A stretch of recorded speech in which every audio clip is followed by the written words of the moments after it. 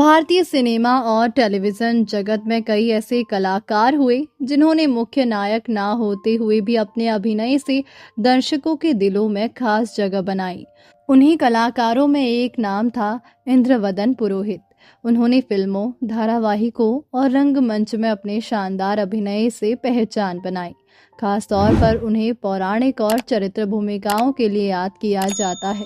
उनकी गंभीर आवाज़, प्रभावशाली व्यक्तित्व और दमदार संवाद अदायगी ने उन्हें अलग पहचान दिलाई। भले ही वो कद के छोटे हो, लेकिन अभिनय के मामले में बड़े बड़े लोगों को पीछे छोड़ देते थे। तो आज बात छोटे उस्ताद की, लेकिन हर बार की तरह आपको याद दिला दे, अगर आप हमारे चैनल पर नए हैं तो चैनल को सब्सक्राइब जरूर कर ले। इंद्रवदन पुरोहित का जन्म गुजरात के एक साधारण परिवार में हुआ था।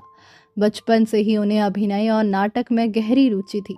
स्कूल और कॉलेज के दिनों में वे सांस्कृतिक कार्यक्रमों में हिस्सा लेते थे। परिवार चाहता था कि वे पढ़ाई करके कोई स्थिर नौकरी करें, लेकिन उनका मन अभिनय की दुनिया में बसता था। गुजराती रंगमंच उस समय काफी लोकप्रिय था और इंद्रवदन पुरोहित ने वहीं से अपने अभिनय करियर की शुरुआत की। थिएटर में काम करते हुए उन्होंने अभिनय की बारीकियां सीखी। मंच पर लंबे समय तक काम करने से उनकी संवाद शैली और भाव भंगिमाएं बेहद मजबूत हो गई। यही अनुभव बाद में फिल्मों और टीवी में उनके बहुत काम आया। इंद्रवदन पुरोहित ने अपनी करियर की शुरुआत छोटे मोटे रोल से की। शुरुआती दिनों में उन्हें संघर्ष का सामना करना पड़ा। कई बार उन्हें सिर्फ एक दो दृश्य के लिए काम मिलता था, लेकिन उन्होंने कभी हार नहीं मानी। धीरे धीरे उनकी प्रतिभा पर फिल्म निर्माताओं की नज़र पड़ी और उन्हें हिंदी फिल्मों में चरित्र भूमिकाएं मिलने लगी। उनका चेहरा दर्शकों के लिए जाना पहचाना बन गया। वे अक्सर धार्मिक, सामाजिक और पारिवारिक फिल्मों में दिखाई देते थे। उनकी सबसे बड़ी खासियत ये थी कि वे छोटे रोल में भी जान डाल देते थे। चाहे राजा का किरदार हो, पुजारी का, मंत्री का या परिवार के बुजुर्ग सदस्य का, वे हर भूमिका को पूरी ईमानदारी से निभाते थे।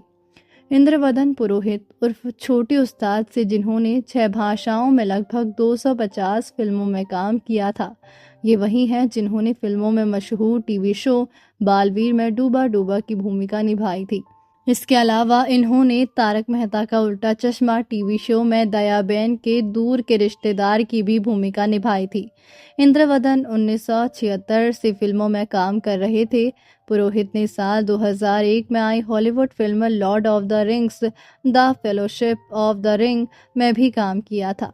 वो टीवी सीरीज जबान संभाल के में भी नजर आए थे।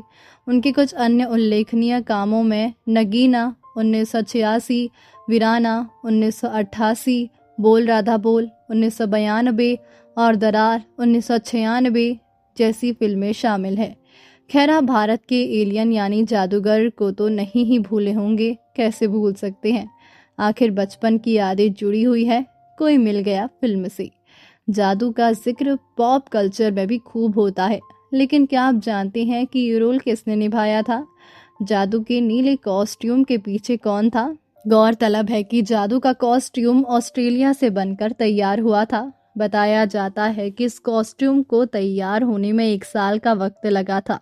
लगभग 1 करोड़ की कीमत वाले इस 15 किलो वजनी कॉस्ट्यूम को पहनकर एक्टिंग करना पुरोहित के लिए काफी मुश्किल था। ये रोल निभाने के लिए उन्होंने अपना वजन कम किया, जिम ज्वाइन किया और डाइट भी फॉलो किया।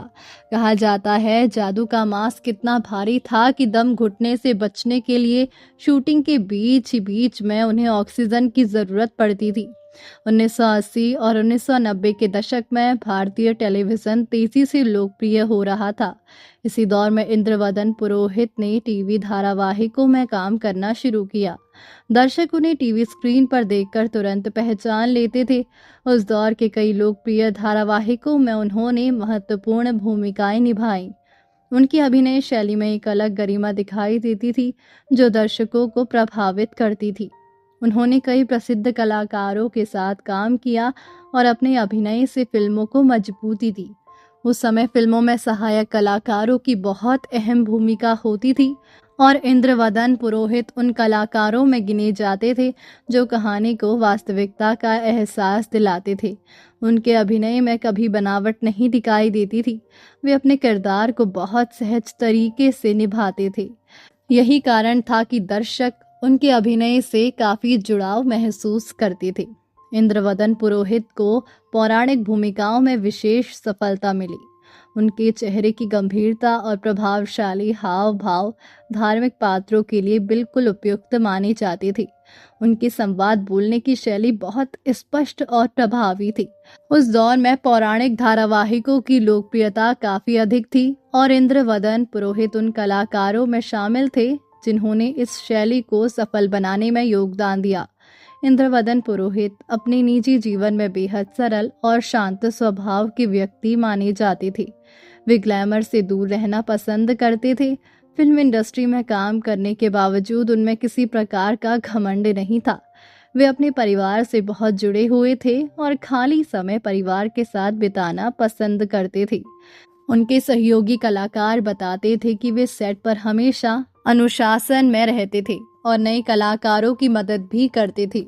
उनका मानना था कि अभिनय केवल प्रसिद्धि पाने का माध्यम नहीं बल्कि एक कला है जिसे पूरी निष्ठा और मेहनत से करना चाहिए। इंद्रवदन पुरोहित का करियर ये साबित करता है कि सफलता केवल मुख्य अभिनेता बनने में नहीं होती। उन्होंने बिना किसी बड़े फिल्मी बैकग्राउंड के अपने दम पर पहचान बनाई।